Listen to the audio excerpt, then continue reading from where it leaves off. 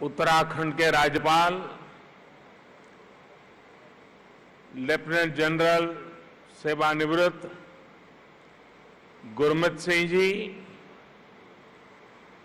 युवा, ऊर्जावान और उत्साही मुख्यमंत्री मेरे मित्र श्री पुष्कर सिंह धामी जी, केंद्रीय मंत्रिमंडल के मेरे सहयोगी श्री मनसुख मांडविया जी, श्री अजय भट्ट जी, उत्तराखंड विधानसभा के स्पीकर श्री प्रेमचंद अग्रवाल जी, उत्तराखंड सरकार में मंत्री और आज उनका जन्मदिन भी है डॉक्टर धन सिंह रावत जी, उनको जन्मदिन की बहुत बहुत बधाई। देश के अनेक स्थानों से जुड़े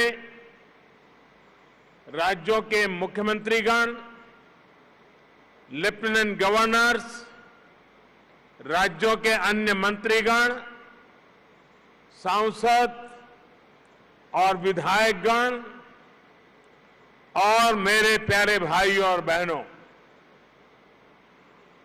ये देवभूमि ऋषियों की तपोस्थली रही है। योग नगरी के रूप में ये विश्व के लोगों को आकर्षित करती रही है। मां गंगा के समीप हम सभी को उनका आशीर्वाद मिल रहा है। आज से नवरात्र का पावन पर्व भी शुरू हो रहा है। आज प्रथम दिन मां शैलपुत्री की पूजा होती है। मां शैलपुत्री हिमालय पुत्री है और आज के दिन मेरा यहां होना, यहां आकर इस मिट्टी को प्रणाम करना, हिमालय की इस पवित्र धरती को प्रणाम करना, इससे बड़ा जीवन में कौन सा धन्य भाव हो सकता है। और मैं आज जब उत्तराखंड आया हूं तो एक विशेष रूप से भी बधाई देना चाहता हूं, क्योंकि इस बार टोक्यो ओलंपिक में ये देवभूमि ने भी अपना झंडा गाड़ दिया है और इसलिए आप सब अभिनंदन के अधिकारी हैं। उत्तराखंड की दिव्य धरा ने मुझ जैसे अनेक लोगों के जीवन की धारा को बदलने में बड़ी भूमिका निभाई है। यह भूमि इसलिए मेरे लिए महत्वपूर्ण है, इस भूमि से मेरा नाता मर्म का भी है, कर्म का भी है, सत्व का भी है, तत्व का भी है। साथियों, जैसा अभी मुख्यमंत्री जी ने याद दिलाया, आज के ही दिन 20 साल पहले मुझे जनता की सेवा का एक नया दायित्व मिला था। लोगों के बीच रहकर लोगों की सेवा करने की मेरी यात्रा तो कई दशक पहले से चल रही थी, लेकिन आज से 20 वर्ष पूर्व गुजरात के मुख्यमंत्री के रूप में मुझे नई जिम्मेदारी मिली थी। वैसे ये भी एक संयोग है कि उत्तराखंड का गठन साल 2000 में हुआ और मेरी यात्रा इसके कुछ ही महीनों बाद साल 2001 में शुरू हुई। साथियों, सरकार के मुखिया के तौर पर पहले मुख्यमंत्री और फिर देश के लोगों के आशीर्वाद से देश के प्रधानमंत्री पद पर पहुंचना, इसकी कल्पना मैंने कभी नहीं की थी। 20 वर्ष की ये अखंड यात्रा आज अपने 21वें वर्ष में प्रवेश कर रही है और ऐसे महत्वपूर्ण वर्ष में जिस धरती ने मुझे निरंतर अपना स्नेह दिया है, अपनत्व दिया है, वहां आना मैं अपना बहुत बड़ा सौभाग्य समझता हूं। हिमालय की ये तपोभूमि जो तप और त्याग का मार्ग दिखाती है, उस भूमि पर आकर कोटि कोटि देशवासियों की सेवा का मेरा संकल्प और दृढ़ हुआ है और मजबूत हुआ है। यहां आकर एक नई ऊर्जा मुझे मिलती है। भाइयों और बहनों, योग और आयुर्वेद की शक्ति से जिस क्षेत्र ने जीवन को आरोग्य बनाने का समाधान दिया है, वहीं से आज देश भर में अनेक नए ऑक्सीजन प्लांट्स का लोकार्पण हुआ है।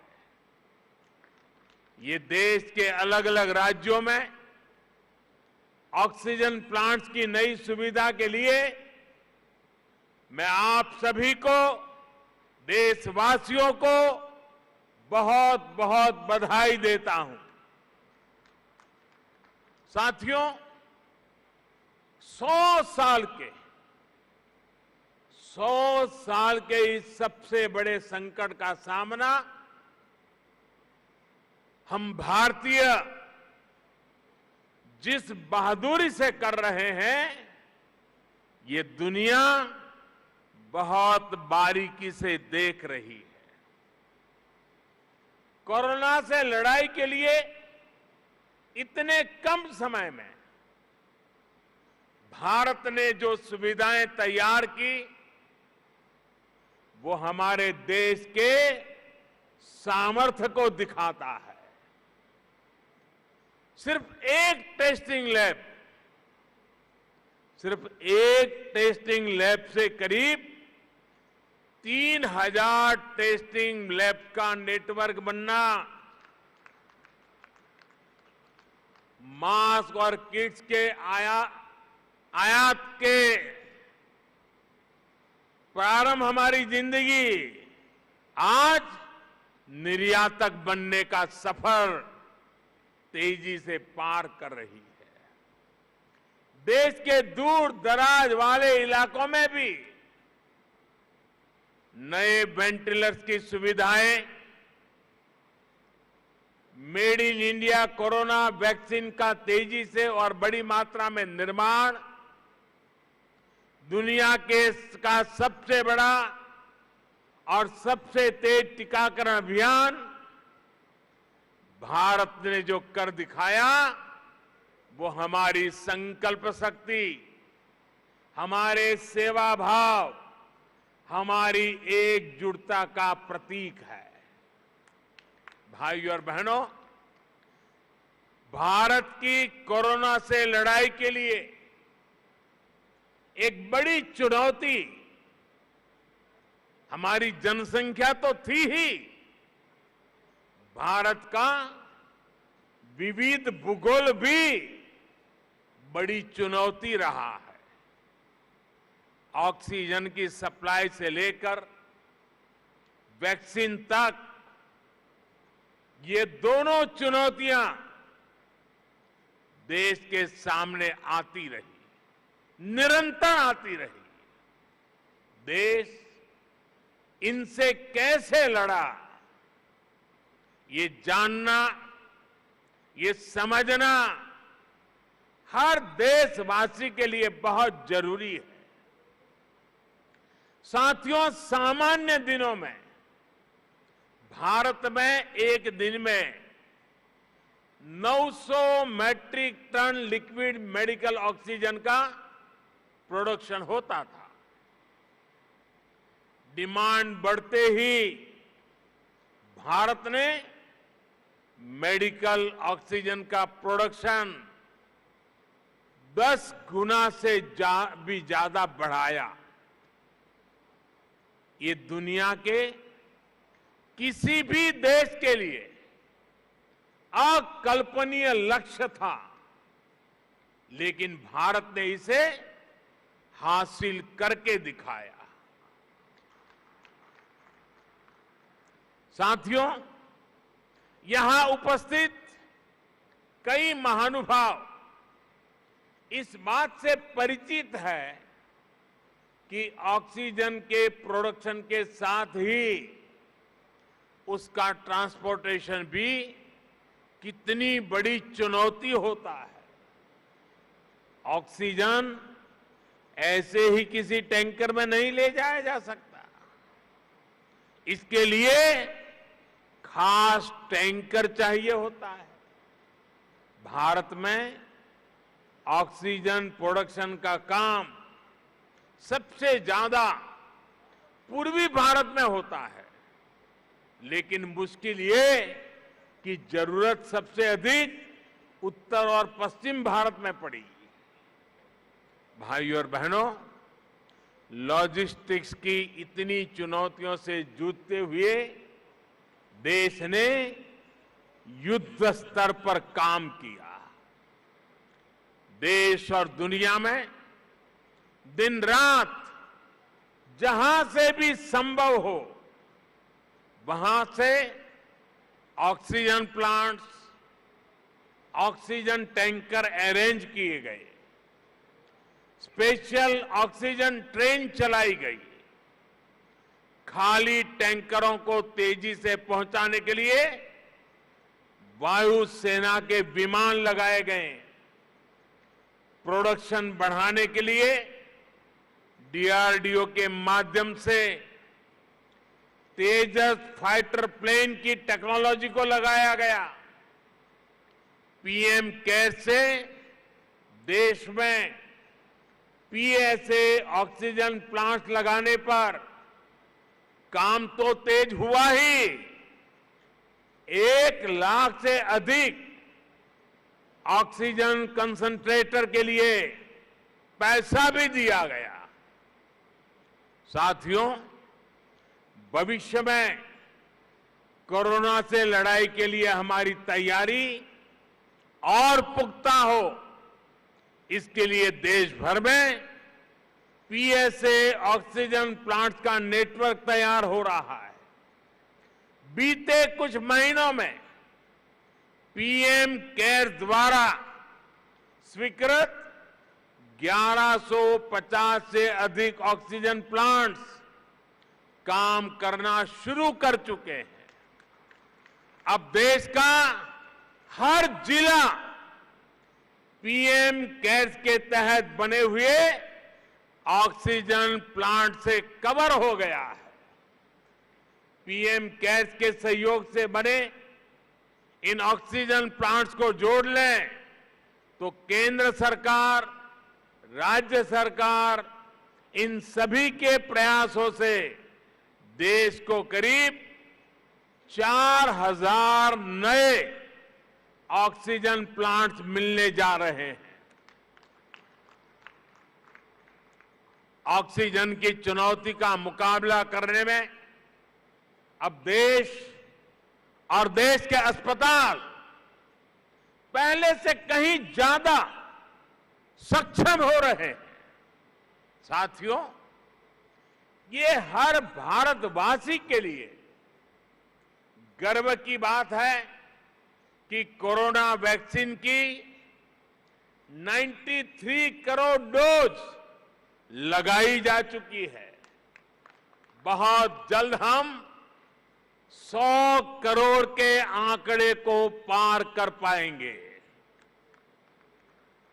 और पार कर जाएंगे। भारत ने कोविन प्लेटफॉर्म का निर्माण करके पूरी दुनिया को राह दिखाई है कि इतने बड़े पैमाने पर वैक्सीनेशन किया कैसे जाता है।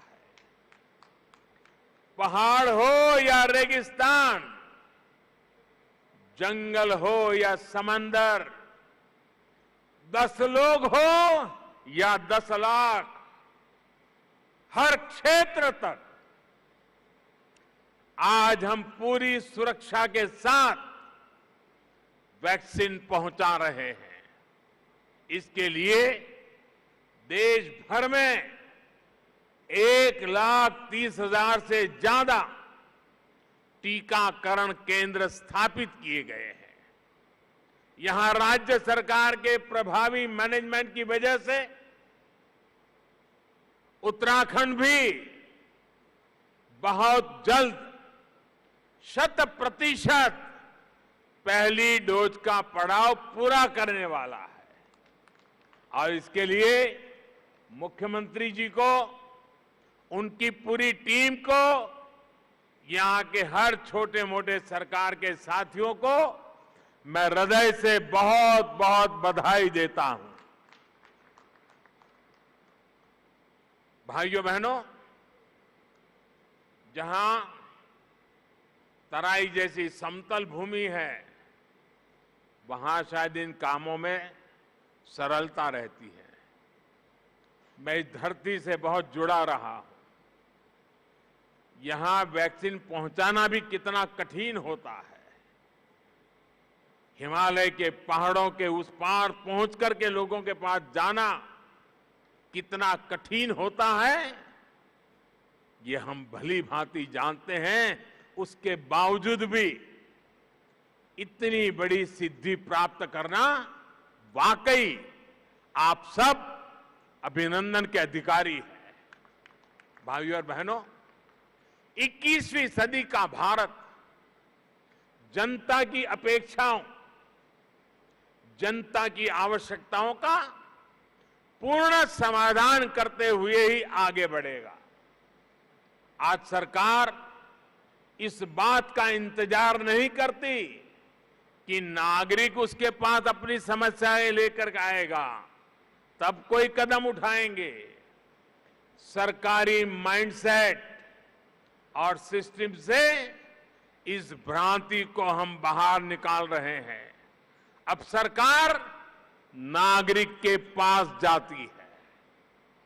गरीबों को पक्का घर हो, बिजली, पानी, शौचालय और गैस कनेक्शन हो, 80 करोड़ से अधिक लोगों को मुफ्त राशन हो, किसानों के बैंक खाते में सीधे हजारों करोड़ रुपए भेजने हो, पेंशन और बीमा की सुविधा हर भारतीय तक पहुंचाने के प्रयास हो, जनहित के ऐसे हर लाभ इसी वजह से तेजी से सही हकदार तक पहुंचे हैं। साथियों, स्वास्थ्य के क्षेत्र में भी भारत इसी अप्रोच से आगे बढ़ रहा है।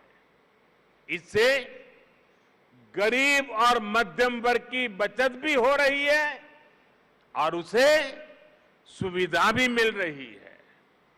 पहले जब किसी को गंभीर बीमारी होती थी तो वो आर्थिक मदद के लिए यहां वहां नेताओं या फिर सरकारी दफ्तरों के चक्कर काटता था। आयुष्मान भारत ने इस परेशानी को हमेशा के लिए खत्म कर दिया है। अस्पताल के बाहर लंबी लाइनों, इलाज में होने वाली देरी, मेडिकल हिस्ट्री का अभाव, इस वजह से कितने ही लोग परेशान होते रहे। अब आयुष्मान भारत डिजिटल मिशन, इससे पहली बार इसका समाधान करने का प्रयास भी शुरू हुआ है।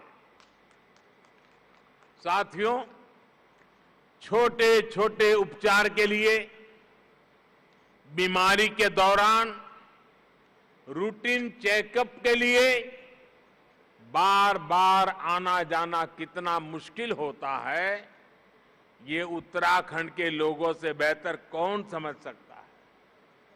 लोगों की इस मुश्किल को दूर करने के लिए अब ई संजीवनी ऐप की सुविधा दी गई है। इससे गांव में अपने घर पर बैठे बैठे मरीज शहरों के अस्पतालों में डॉक्टर से कंसल्टेशन ले रहे हैं। इसका लाभ अब उत्तराखंड के लोगों ने भी उठाना शुरू किया है। भाई और बहनों, स्वास्थ्य सुविधाएं सभी तक पहुंचाने के लिए लास्ट माइल डिलीवरी से जुड़ा एक सशक्त हेल्थ इंफ्रास्ट्रक्चर भी बहुत जरूरी होता है। 6-7 पहले तक सिर्फ कुछ राज्यों तक ही एम्स की सुविधा थी। आज हर राज्य तक एम्स पहुंचाने के लिए काम हो रहा है। 6 एम्स से आगे बढ़कर 22 एम्स का सशक्त नेटवर्क बनाने की तरफ हम तेजी से आगे बढ़ रहे हैं। सरकार का ये भी लक्ष्य है कि देश के हर जिले में कम से कम एक मेडिकल कॉलेज जरूर हो। इसके लिए बीते 7 वर्षों में देश में 170 नए मेडिकल कॉलेज शुरू किए गए हैं। दर्जनों नए मेडिकल कॉलेज का काम जारी है। यहां मेरे उत्तराखंड में भी रुद्रपुर, हरिद्वार और पिथौरागढ़ में नए मेडिकल कॉलेजों की मंजूरी दी गई है। साथियों, उत्तराखंड के निर्माण का सपना अटल जी ने पूरा किया था। अटल जी मानते थे कनेक्टिविटी का सीधा कनेक्शन विकास से है। उन्हीं की प्रेरणा से आज देश में कनेक्टिविटी के इंफ्रास्ट्रक्चर के लिए अभूतपूर्व स्पीड और स्केल पर काम हो रहा है। मुझे संतोष है कि उत्तराखंड की सरकार इस दिशा में गंभीरता से काम कर रही है। बाबा केदार के आशीर्वाद से केदार धाम की भव्यता को और बढ़ाया जा रहा है। वहां श्रद्धालुओं के लिए नई सुविधाएं विकसित की जा रही है। मैं भी कई बार ड्रोन कैमरा के माध्यम से इन कार्यों की प्रगति की समीक्षा करता रहता हूं। 4 धाम को जोड़ने वाली ऑल वेदर रोड पर काम तेजी से चल रहा है।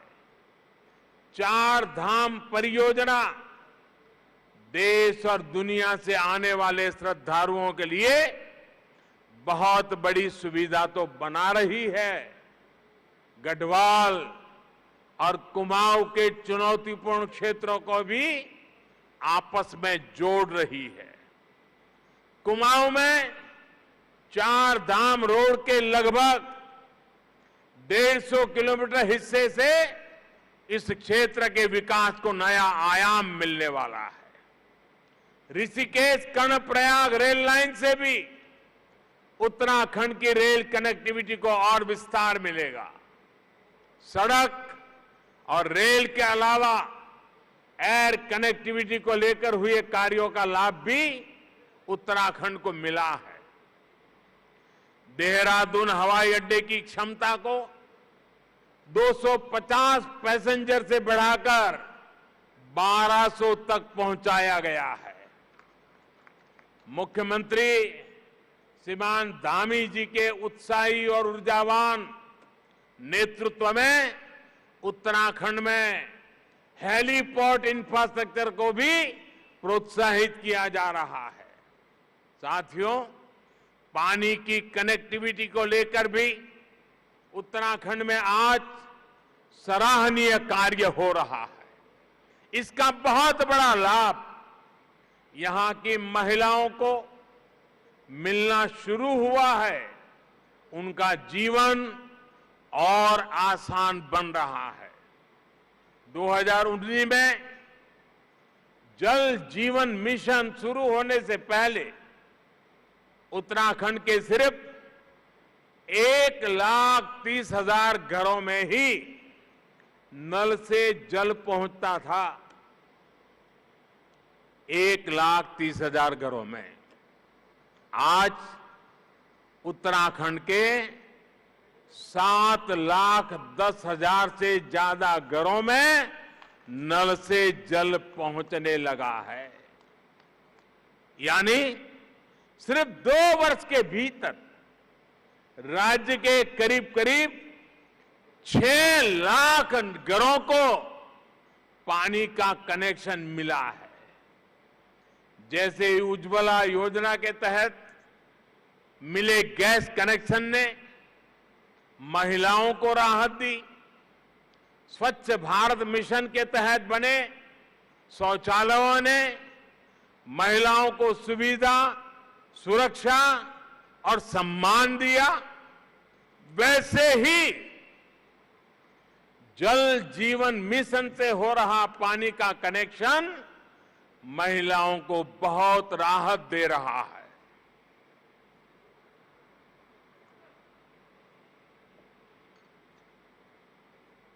साथियों, उत्तराखंड की देश की सुरक्षा में बहुत बड़ी भूमिका है। यहां का वीर नौजवान, वीर बेटियां भारतीय सुरक्षा बलों की आन बान और शान है। हमारी सरकार हर फौजी, हर पूर्व फौजी के हितों को लेकर भी पूरी गंभीरता से काम कर रही है। ये हमारी ही सरकार है जिसने 1 रैंक 1 पेंशन को लागू करके अपनी फौजी भाइयों की 40 साल पुरानी मांग पूरी की। और हमारे धामी जी तो खुद ही फौजी के बेटे हैं। वो बता भी रहे थे कि 1 रैंक 1 पेंशन, इस फैसले ने फौजियों को कितनी बड़ी मदद की है। साथियों, ये हमारी ही सरकार है जिसने दिल्ली में नेशनल वॉर मेमोरियल बनाकर देश के वीर जवानों को श्रद्धांजलि अर्पित की है। ये हमारी ही सरकार है जिसने बैटल कैजुअलिटी वेलफेयर फंड का लाभ आर्मी के साथ साथ नौसेना और वायुसेना के शहीदों को भी सुनिश्चित किया है। ये हमारी ही सरकार है जिसने जेसीओ और अन्य रैंक की पदोन्नति को लेकर पिछले 4 दशकों से चला आ रहा मामला सुलझा दिया है। पूर्व सैनिकों को पेंशन से जुड़ी दिक्कतें ना आए, इसके लिए भी हम डिजिटल टेक्नोलॉजी का इस्तेमाल बढ़ा रहे हैं। साथियों, जब फौज के वीर जाबाजों के पास आधुनिक हथियार होते हैं, अपनी रक्षा के लिए आधुनिक उपकरण होते हैं, तो वो उतनी ही आसानी से दुश्मन से मुकाबला कर पाते हैं। ऐसी जगहों पर जहां मौसम हमेशा खराब रहता है, वहां भी आधुनिक उपकरणों से उन्हें बहुत मदद मिलती है। हमारी सरकार ने रक्षा क्षेत्र में जो आत्मनिर्भरता का अभियान चलाया है, वो भी बहुत बड़ी मदद हमारे फौजी साथियों की करने वाला है। और निश्चित तौर पर सरकार के इन सभी प्रयासों का लाभ उत्तराखंड को होगा, यहां के लोगों को भी होगा। भाइयों और बहनों, हम दशकों की उपेक्षा से देवभूमि को निकालने का बहुत ईमानदारी से, पूरी गंभीरता से प्रयास कर रहे हैं। बेहतर इंफ्रास्ट्रक्चर बनने के बाद वीरान पड़े गांव फिर से आबाद होने लगे हैं। कोरोना काल में मेरी यहां के अनेक युवाओं से, किसानों से कई बार बातचीत हुई है। जब वो बताते हैं कि उनके घर सड़क पहुंच चुकी है, अब उन्होंने होम स्टे खोल दिया है, तो मन को बहुत संतुष्टि मिलती है। नए इंफ्रास्ट्रक्चर से कृषि, पर्यटन, तीर्थाटन और उद्योगों के लिए, युवाओं के लिए अनेक नए अवसर खुलने वाले हैं। साथियों, यहां उत्तराखंड में युवा ऊर्जा से भरपूर उत्साही टीम है। अगले कुछ वर्ष में उत्तराखंड अपने गठन के 25 वर्ष में प्रवेश करेगा। उत्तराखंड को बहुत निकट भविष्य में 25 वर्ष होने वाले हैं। तब उत्तराखंड जिस ऊंचाई पर होगा, ये तय करने, उसके लिए जुट जाने का यही समय है, सही समय है। केंद्र में जो सरकार है, वो उत्तराखंड की इस नई टीम को पूरी मदद दे रही है। केंद्र और राज्य सरकार के साझा प्रयास यहां के लोगों के सपनों को पूरा करने का बहुत बड़ा आधार है। विकास का यही डबल इंजन उत्तराखंड को नई बुलंदी देने वाला है। बाबा केदार की कृपा से हम हर संकल्प को सिद्ध करें, इसी कामना के साथ आप सभी को बहुत बहुत शुभकामनाएं। धन्यवाद।